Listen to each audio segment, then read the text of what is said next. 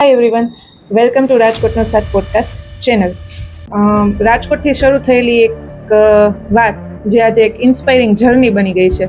આજે આપણા પોડકાસ્ટમાં એક એવી પર્સનાલિટી આપણી સાથે છે જે પેશન, કન્સિસ્ટન્સી અને ડેડિકેશનનું પરફેક્ટ એક્ઝામ્પલ છે. તમારે 4 રોટી તમારે 40 મિનિટ્સમાં બનાવવાની છે. તો કુબા રોટી બની ગઈ હતી મારાથી, પછી માલાબાર રોટી કહેવાય કેરેલાની, એ બની ગઈ હતી.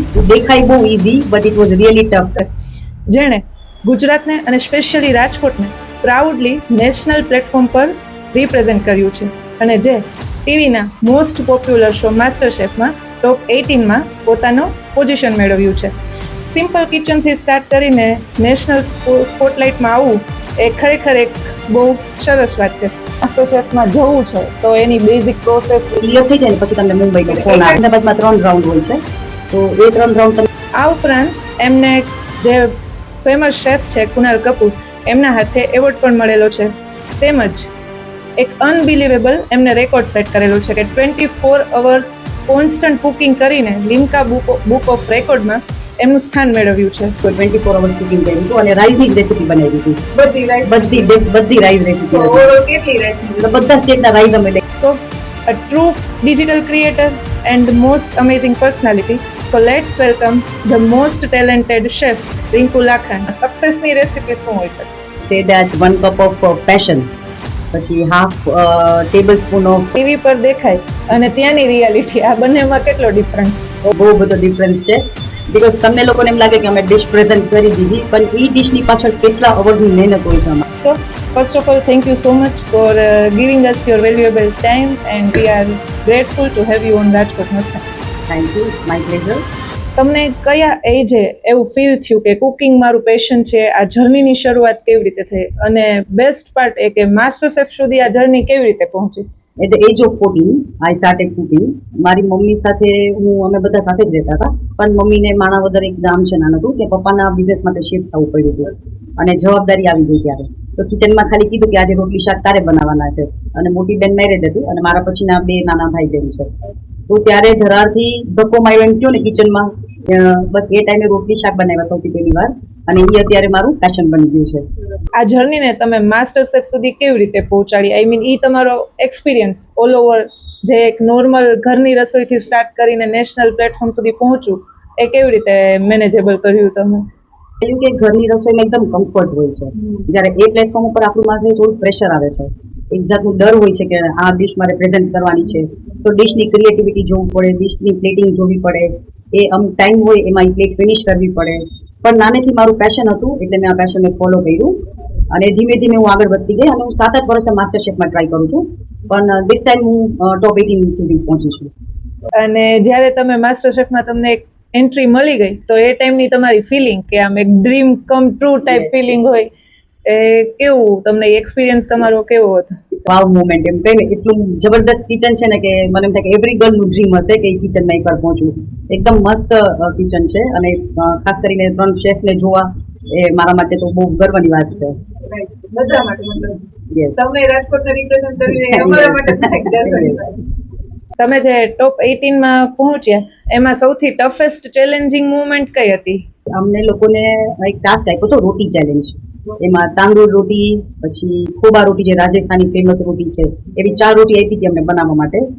અને એ જ ઓન ધ સ્પોટ જ કીધું કે તમારે 4 રોટી તમારે 40 મિનિટ્સમાં બનાવવાની છે. તો ખોબા રોટી બની ગઈ હતી મારાથી, પછી માલાબાર રોટી કહેવાય કેરેલાની, એ બની ગઈ હતી. અને 3rd રોટી જે તાંદૂળ રોટી હતી ને, જે આપણે એકદમ સીધી આપણે ઓલા તાંદૂળમાં નાખવાની હોય, એ દેખાય બહુ easy but it was really tough. કારણ કે સ્ટીકથી લઈને આપણે એને એકદમ ચોટાડવી પડે, એને પેસ્ટ કરવી પડે, પછી સ્ટીકથી જ કાઢવાની હોય, કારણ કે તાંદૂળ ગરમ હોય છે, આપણો હાથ બી ગળી જાય. તો that was the toughest challenge. તમને દિલ્હીમાં શેફની હાથે જે એવોર્ડ મળ્યો, એ મુવમેન્ટ તમારા માટે? That was fantastic. આટલા બધા ઓડિયન્સમાં આટલા બધા ક્રિએટર્સ, આટલા બધા શેફ લોકો હતા, એમાંથી જ્યારે મારું નામ એનાઉન્સ થયું લાઈક અનબિલિવેબલ હતું. એક રેકોગ્નિશન, યસ. બીકોઝ હું 3 વર્ષ કન્સિસ્ટન્સી મેન્ટેન કરું છું. 3 વર્ષ તમારા પેજ ઉપર ડેઈલી એક રેસીપી મૂકું છું, જે તમે પોતાની ઇનોવેટિવ ડેઈલી એક રેસીપી મૂકું છું. રિયાલિટી શો જે ટીવી પર દેખાય અને ત્યાંની રિયાલિટી, આ બંનેમાં કેટલો ડિફરન્સ? બહુ બધો ડિફરન્સ છે. બીકોઝ તમને લોકોને એમ લાગે કે અમે ડિશ પ્રેઝન્ટ કરી દીધી, પણ એ ડિશની પાછળ કેટલા અવર્સની મહેનત હોય છે અમારી. લાઈક હું તમને એક વાત કહું છું કે જ્યારે પહેલાં મેં ઓડિશન આપ્યું અમદાવાદમાં, તો એમાં હું સિલેક્ટ થઈ ગઈ, તો મને મુંબઈ બોલાવ્યું હતું. મુંબઈ 18 કલાક હું એક જગ્યાએ ઊભી હતી. અને એવી ડિશ પ્રેઝન્ટ કરવાની હતી જે બગડે નહીં, બીકોઝ 18 કલાક તમે શું બનાવી શકો, યુ હેવ ટુ થિંક કેટલું વિચારવું પડે છે કે એવી કઈ ડિશ છે જે 18 કલાક સુધી રાખી શકે. Yes definitely. પછી ત્યાં શેફ સામે જઈને દે ગીવ અસ ઓવન એન્ડ ખાલી ગરમ કરવા માટે, પણ માની લો કે મેં ખાંડવી બનાવી તો that only stage for 2-3 hours, તો એ વસ્તુ બગડી જ જવાની છે. તો એટલું મગજ આપણે લાઈક હલાવી અને વી હેવ ટુ થિંક કે આપણે કઈ ડિશને પ્રેઝન્ટ કરશું જજીસ સામે, જે ક્રિએટિવમાં એકદમ ફાઇન હોય, હેલ્ધી પણ હોય, એની પ્લેટિંગ પણ સારી હોવી Presentation, જોઈએ. uniqueness ને બધું matter તો કરે. 18 કલાકની જર્નીમાં તમે પાછા શેફ સામે જઈને એ લોકો ક્વેશ્ચન્સ કરે અને ત્યાં પણ 3 રાઉન્ડ હોય છે. સો that is the difficult challenge. આ બધા સ્ટેજીસ પાર કરવા ત્યાં સુધી પહોંચવું ને દેટ ઇઝ વેરી ડિફિકલ્ટ. એક રેકોર્ડ છે તમારા નામે, જે લિમ્કા બુક ઓફ રેકોર્ડ, એમાં કોન્સ્ટન્ટ 24 અવર કુકિંગ. એટલે પહેલા તો એ ઇન્સ્પિરેશન ક્યાંથી આવે કે 24 કલાક નોનસ્ટોપ એક વર્ક કરવું? એ કેવી રીતે મેનેજેબલ? મારા શેફ જ છે હીરાબેન, જે કિચન ઓફ ફ્લેવર્સ ચલાવે છે, એમને આ કોન્ટેસ્ટ ઓર્ગેનાઇઝ કર્યું હતું અને દિલ્હીમાં જ હતું. તો ત્યાં વિથ સપોર્ટ ઓફ એવરીબડી અમે લોકોએ 24 અવર્સ કુકિંગ કર્યું હતું અને રાઈસની રેસીપી બનાવી હતી. બધી rice બધી રાઈસ રેસીપી overall કેટલી rice ની એટલે બધા સ્ટેટના રાઈસ અમે લઈ લીધા હતા. ગુજરાતીના વઘારેલા ભાત છે, લેમન રાઈસ છે, કેરેલાના કાંઈ પણ જે છે ને બધા રાઈસ રેસીપી લીધી હતી અમે. Rice ની બધી. Yes yes. અને આ તમારી જે આખી જર્ની, તમે આજે આ એક સિમ્પલ કિચન થી સ્ટાર્ટ કરીને આ સ્ટેજે પહોંચ્યા છો, તો એમાં ફેમિલી સપોર્ટ કેવો? 100%. બીકોઝ મારા ટ્વિન્સ છે એ 10th-માં છે અને માને જ્યારે આ સિલેક્ટ થઈ માસ્ટર શેફમાંથી કોલ આવ્યો તો પેલા બે છોકરાએ કીધું કે મમ્મા તું જા, અમે મેનેજ કરી દઈશું, ડિસાઇડ દેર બોર્ડ્સ. એમ બોર્ડ્સ હતું તો બી એ લોકોએ કીધું કે મમ્મા તું જા, બીકોઝ એને ખબર છે કે આઈ એમ સો પેશનેટ અબાઉટ કુકિંગ. અને એઝ સચ મારા હસબન્ડ આર્કિટેક્ટ છે, તો એનો પણ ફૂલ સપોર્ટ હોય છે. જ્યારે ક્યારે બી મને એમ થાય ને કે ના થોડુંક મોરલ ડાઉન થઈ ગયો કે કાંઈ પણ છે, તો એ ઓલવેઝ સ્ટેન્ડ બાય મી કે ના તું કર, હજી આગળ જા અને આઈ એમ વિથ યુ. તો આટલો બધો ફેમિલી સપોર્ટ હોય ને તો જ મારાથી આટલું કામ થાય. Right. એકદમ સાચી વાત છે. તમે એ સ્ટેજે પહોંચવા માટે ડેફિનેટલી બેકબોન ફેક્ટર છે એ બધા મસ્ત બહુ મસ્ત. બીકોઝ ઓફ 25 ડેઝ મુંબઈ હતી રાઈટ. માસ્ટર શેફ માટે, તો હવે ઘર ને બધું મૂકીને જવાનું હતું. તમારી નજરમાં, તમે બહુ બધી રેસીપી ફોર્મ કરો છો, તો તમારી નજરમાં સક્સેસની રેસીપી શું હોઈ શકે? Say that 1 cup of passion, પછી હાફ ટેબલ સ્પૂન ઓફ તમે કહો ને કે પેશન્સ, ધીરજ, અને પાછું 1 કપ ઓફ કન્સિસ્ટન્સી. તમે કહો ને કે આ લાઈક પેશન, કન્સિસ્ટન્સી અને જે તમે પેશન તમારું ફોલો કરતા હોય ને એ જ તમારે કરવાનું. So that this is the key to success. એક કન્સિસ્ટન્સી રાખશો ને તમારા કામમાં તો you will definitely get success.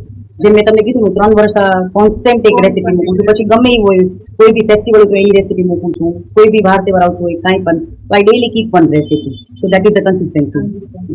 તમને કે એઝ અ શેફ ટેસ્ટ વધારે જરૂરી છે કે પ્રેઝન્ટેશન ડિશનું વધારે જરૂરી છે?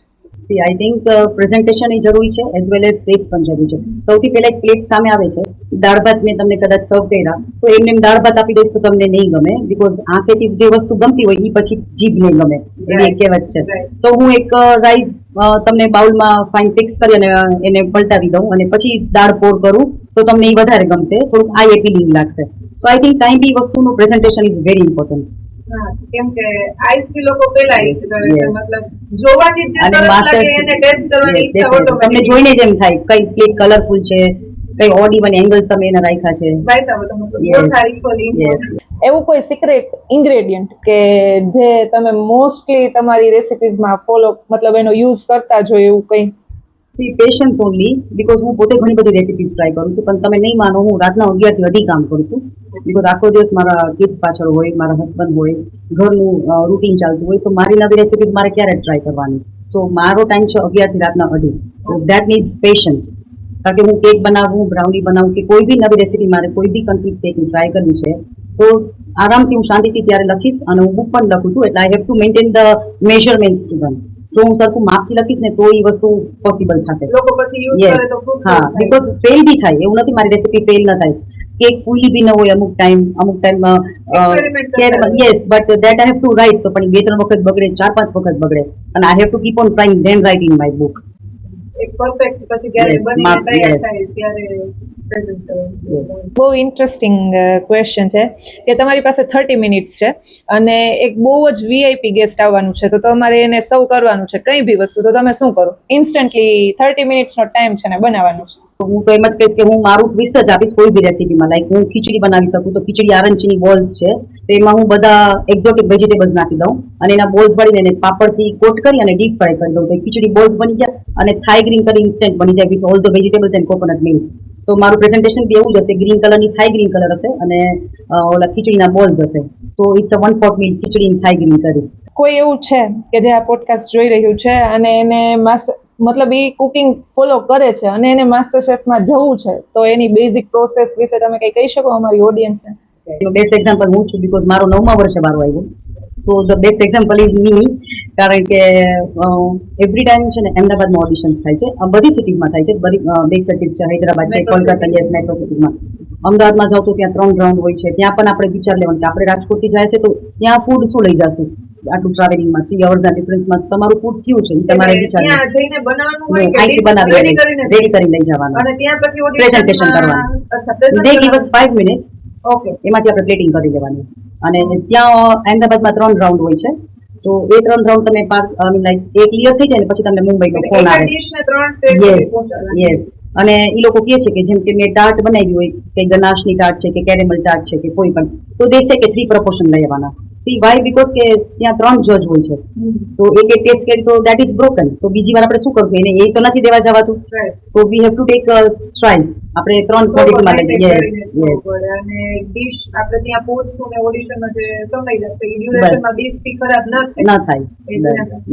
ઓકે, અને પછી અમદાવાદ પછી we have to wait for 2 days. એ 24 hours we have to wait. અને પછી મુંબઈથી કોલ આવે, અને મુંબઈથી કોલ આવે ત્યારે આપણે મુંબઈ જવાનું, પણ ત્યાં બી એવી ડીશ વિચારી લેવાની કે ના તમને 15-16 કલાક તો થશે જ મિનિમમ, બીકોઝ જજીસ ત્યાં બી નથી, જે મેઇન શેફ છે એ લોકો ત્યાં બી નથી, પણ આપણી ડીશ આપણે જજને જ દેવાની છે. તો એ રાઉન્ડ પછી એક કુક ઓફ રાઉન્ડ હોય છે, એમાં બી 2 રાઉન્ડ હોય છે મુંબઈમાં. એ પછી કુક ઓફ રાઉન્ડ હોય છે. Cook of means I have to cook live in front of the જજ.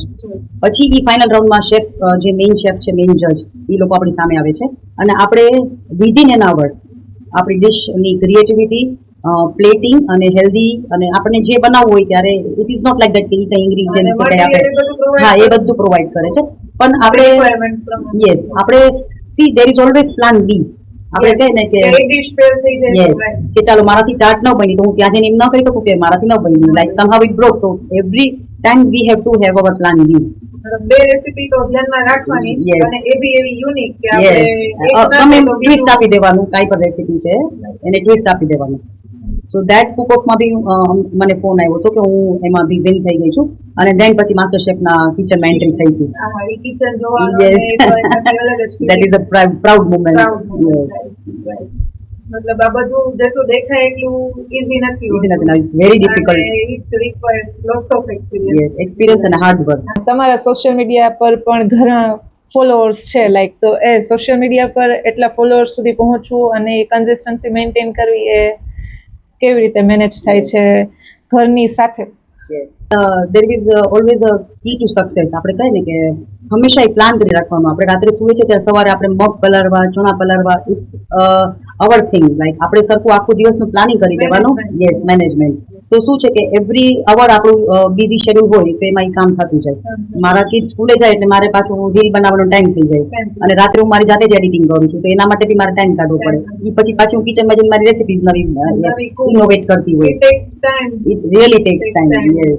તો followers I think is not important, consistency important છે, અને તમે વ્યુઅર્સને કેવી રીતે એટ્રેક્ટ કરો છો. લાઈક સી અત્યારે બધાને જનરલી શું ગમતું હોય છે, ગો વિથ ધ ફ્લો. આપણે કહીએ ને કે જે ટ્રેન્ડ છે, કે જે લોકોને થોડું મજાક મસ્તીમાં કુકિંગ કરવું હોય તો એ બી કરી શકે છે. અને now everybody has switch on to healthy lifestyle. તો આપણી મારા તો એ જ હશે કે લાઈક મેં ઘણી બધી વાર ટિફિન સિરીઝ બી કરી છે કે છોકરાઓને શું ટિફિનમાં દેવું, જે ક્વિક મમાનો એક સોલ્યુશન હોય ને, આપણે સવારના ઉઠીને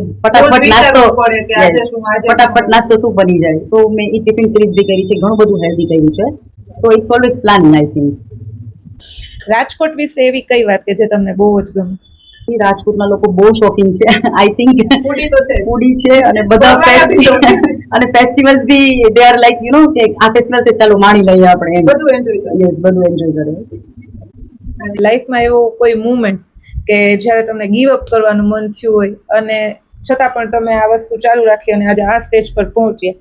એ થાય ઘણી વાર એવું બીકોઝ મેં પણ ફેલિયર જોયું છે એવું નથી કે સીધી સક્સેસ સ્મોલ સ્ટેપ્સ લઈને I have reach there yes હું પોરબંદરથી શિફ્ટ થઈને ત્યારે હું મારા કિડ્સને SNK ડ્રોપ કરવા જતી ત્યાં મેં રેડિયો FM માં પહેલી વાર સાંભળ્યું કે there is a cooking competition તો મારા કિડ્સ ડે સ્કૂલમાં હતા તો 8 to 5 અને મારા husband architect so he was like out of station 5 days તો હું એકલી આખો દિવસ ઘરે કરું છું and then I heard this કે આ રેડિયો એફએમમાં કુકિંગ કોમ્પિટિશન છે મેં કીધું લાવ હું એક ટ્રાય કરું because I was found of cooking તો મેં કીધું હું ટ્રાય કરું આમથી હું ફ્રી છું તો and I just switch two that અને ત્યારે મારો આખા રાજકોટમાં ફર્સ્ટ નંબર આવ્યો હતો ટર્નિંગ પોઈન્ટ યસ આ જસ્ટ રેડિયો સાંભળો ને એમાં તો ત્યારથી મને એમ થયું કે ના મને પણ કંઈક આવડે છે ને I can show it to the world મારામાં થોડું કોન્ફિડન્સ આવ્યો થોડું મોટિવેશન મળ્યું બીકોઝ સમ લાઈક સી કોઈ કામ કરતો હોય તો આપણે એને કંઈ પણ મોટિવેશન આપીએ તો એને મજા આવે કામ કરવાની તો આવી રીતે આખા રાજકોટમાં મારું નામ એનાઉન્સ થયું તો ધેટ વોઝ લાઈક રિયલી કે હું તો હજી શિફ્ટ જ થઈ છું તો I can do much better than this પછી મેં આમાં મારું કામ like slowly and gradually improvement સાથે સાથે યસ ડેફિનેટલી સો ગાઈઝ જો તમને પણ આવા ઇન્સ્પાયરિંગ વિડીયોઝ જોવા હોય તો આ ચેનલને જરૂર ફોલો કરજો. Thank you very much.